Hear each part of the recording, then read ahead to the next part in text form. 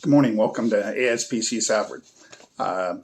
For our task A, we submitted the following documents. Document 1 was the 2022-2023 refresher training spreadsheet. This spreadsheet shows our staff and the 40 hours of in-classroom time that we get in training here that helps our teachers feel safe. There's many trainings that we take: CARE, which is basic first aid, CPR, and we have also a defensive tactics class, which is basically a self-defense class where we're taught how to handle a situation if anyone should attack us here at work in the prison system.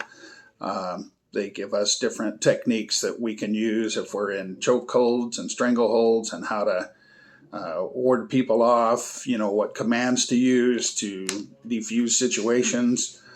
We also do different courses on communicable diseases and how to handle hazardous spills and body waste that may be contaminated, how to initiate ICS, which is the Incident Command System, which is where you call our control room and request for usually a level 5 task force, which is a supervisor and 2 or 3 officers and a camera to come and assist you immediately because there is a situation.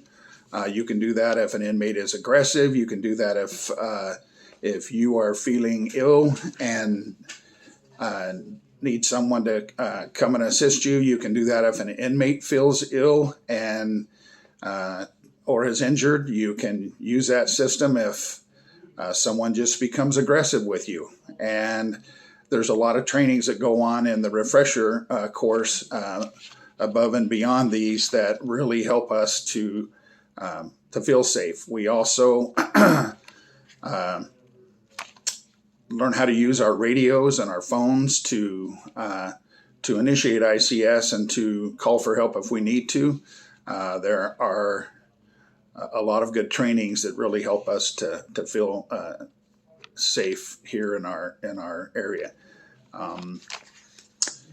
The second document is our fiscal year 22-23 PLC collaborative team meeting minutes and sign-ins.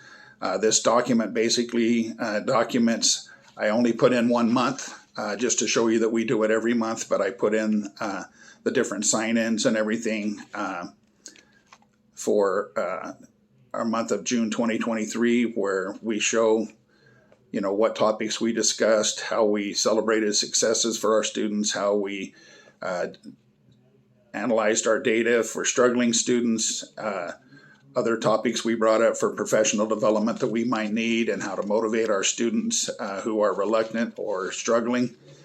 So there's a lot of information that comes in those from our PLCs and our collaborative team meetings. We do functional literacy and GED. Functional literacy is the test for adult basic education. We do the Pearson VUE GED, and we also have the school's PLP program for our high school students.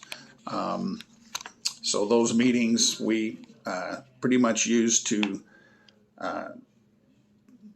come up with new strategies, new best practices that we can use in the classroom to assist our students in meeting their educational and academic goals. The third document we have is the fiscal year 22-23 quarter 4 HRS level 1 teacher staff survey data. That one basically is our survey that came in June of 2023. We scored an 80% or higher in each of the areas for HRS level 1, and that was our level of proficiency. We felt that we maintained that throughout the year and are working hard to make sure that we maintain that this year in the fiscal year 23-24 school year. Document 4 is our HRS level 2 professional development certificates for fiscal year 22-23. I did not put them all in there. I put a large a large sample. If you need more, we can add more. That basically shows a lot of the professional development that we went to. A lot of our teachers went to a conference called the CETA Conference, which is the Southeastern Arizona Teacher Academy. That is a 4-day course. Most of us only got to go for 2 days so that we did not have to close classes for the full 4 days. We are a year-round school, so to shut classes down for 4 days was something that our administration felt was a little too drastic. So we each took a couple of days and went and brought stuff back that we could share with each other and build our repertoire of best practices and strategies that we could use in our classrooms. We also did the HRS level 2 trainings. Those certificates are in there. And then we did one from addrr, who basically did some brain-based learning classes for us, and it went very well. It was a full all-day course that we shared with Douglas and Tucson complexes with their teachers and all of our teachers and librarians here at Safford. It was very good. The trainings were wonderful and really helped us to come up with some new ways to help our students that we could use. Our 5th document is the Q4 aspc Safford HRS Level 1 Student Survey Results. Basically, it is our students' views on what we're doing here, and all of those our students were agreed or strongly agreed that we were doing all of those and met the 80% or higher threshold, and so that went very well. For Task B, aspc Safford, we also have our Safford HRS Q4 Teacher Survey. I've already explained it. We have our fiscal year 22-23 PLC Collaborative Team Meeting Minutes and sign-ins. We feel that's quick data that lets you know what we're doing with our teachers and that we are developing our teachers the best we can and having our collaborative discussion times to go over student needs and student celebrations and teacher strategies that we can use to better ourselves. For Q4, document 3 was Q4 ASB Safford student survey results, which we were at 80% on that one, as mentioned earlier. Document 4 was our quick data. And in our quick data, this is the fiscal year 22-23 HRS Level 2 document is what we're calling it. Basically, this data is what we came up with. It was all compiled and through different emails and conversations, quick conversations that we had with teachers and students. And we compiled it into one document just so it's easier for you to access. Basically, it talks about how the students felt about us being a safe, supportive, and collaborative environment here, and the teachers as well.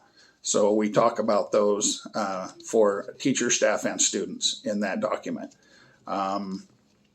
In the document 5 is a quick data teacher Gimbal walkthroughs where I, as a supervisor, went through and monitored what the teachers were doing monthly. And we have those Gimbal forms, and those forms basically, there is a list of information where you can look and see what we actually covered during those in-classroom walkthroughs where we did question our teachers and students and watched and observed what the teachers were doing in their classrooms as far as lesson plans and other activities, and it will be listed on there. So thank you. We hope this is something that you approve of, and we look forward to finishing HRS Level 2. Goodbye.